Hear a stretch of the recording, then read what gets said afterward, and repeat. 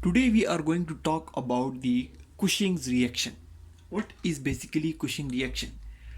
Cushing reaction is a CNS ischemic response that basically results from the increased CSF pressure or cerebrospinal pressure.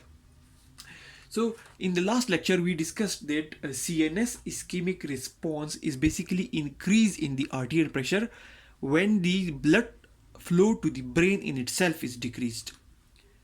CNS ischemic response is when the increase in arterial pressure occurs due to ischemia of the brain or the ischemia of the vasomotor itself. And when this CNS ischemic response is due to Cushing reaction, it is when this CNS ischemic response is due to increased CSF pressure, then it is known as Cushing reaction. So, suppose for example, this is the vasomotor center of the brain, and the blood flow to the vasomotor center in the brain has decreased. When this decrease occur, the brain will try, or there is due to the CNS ischemic response, a reaction which will cause strong activation of the vasoconstrictor and vasodilator areas of the vasomotor center to increase the arterial pressure. So this increase in arterial pressure due to ischemia or decreased blood flow to the brain, increased arterial pressure due to decreased blood flow to the brain or vasomotor center is known as CNS ischemic response. This is something which we have discussed in detail in the last lecture.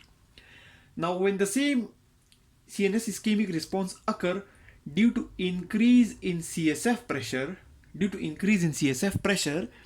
not due to decrease in blood flow, then it is known as Cushing reaction. Now, suppose for example, this is the human brain. The brain is basically surrounded by fluid, and if due to any condition the pressure in the CSF, the cerebrospinal fluid increases, if the pressure in the CSF increases, then it is going to compress the whole brain. It is going to compress the brain.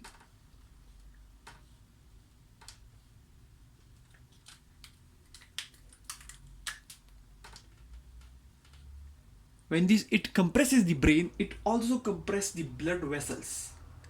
So, when the CSF pressure increases due to any reason, there are a lot of reasons which will basically increase the CSF pressure.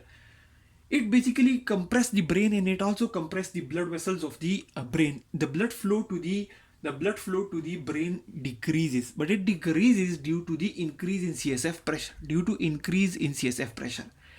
Now, in this condition, the same phenomena occur. The vasomotor center causes strong excitation. It causes strong vasoconstriction and vasodilation in different parts of the body, and it helps to increase the arterial pressure. So, Cushing reaction is basically a CNS ischemic response due to increase in CSF pressure. Now, let me explain it once again. When the blood flow to the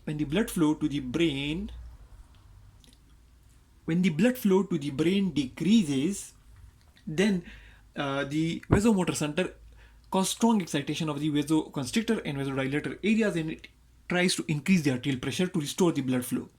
And if this blood flow is due to the increased pressure of the CSF, a fluid which is surrounding the brain, it is known as the Cushing reaction. Now, suppose for example, take as an experiment, we have taken an animal and we are trying to increase the pressure in his CSF. This is a pump due to which we are injecting some fluid, and this fluid is basically increasing his CSF pressure, and at the same time his arterial pressure is being monitored on a graph. So when the pressure in the brain or the CSF is increased, his arterial pressure will increase. Then when the CSF pressure is decreased, when the pressure is leaked here, then the arterial pressure will come down. Then again, when the pressure in the CSF is increased and the arterial pressure is measured, it will show increase in the arterial pressure.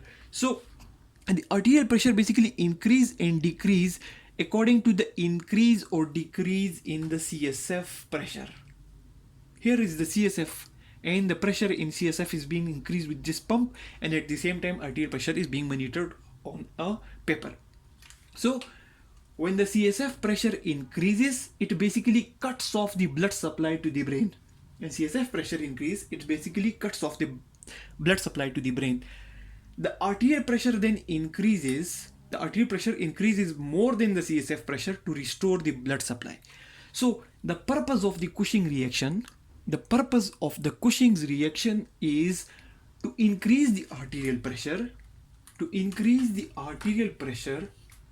more than the CSF pressure. The purpose is to increase the arterial pressure so much that it overcomes the increased CSF pressure.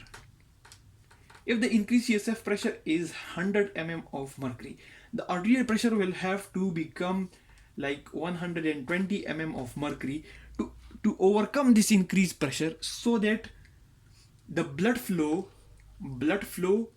to vital areas of the brain is restored. The purpose of the Cushing's reaction is to restore the blood flow to vital parts of the brain. To summarize this lecture, Cushing reaction is basically a CNS ischemic response that results from the increase in CSF pressure. And CNS ischemic response is basically increase in the arterial pressure due to decreased blood flow to the brain. And this decrease in blood flow to the brain or the vasomotor center, when it occurs due to increased CSF pressure, it is known as the Cushing reaction. And it occurs because when the CSF pressure increases, it basically cuts off the blood supply to the brain.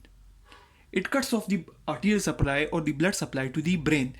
Then the brain has to increase the arterial pressure so much so that it overcomes the increased CSF pressure.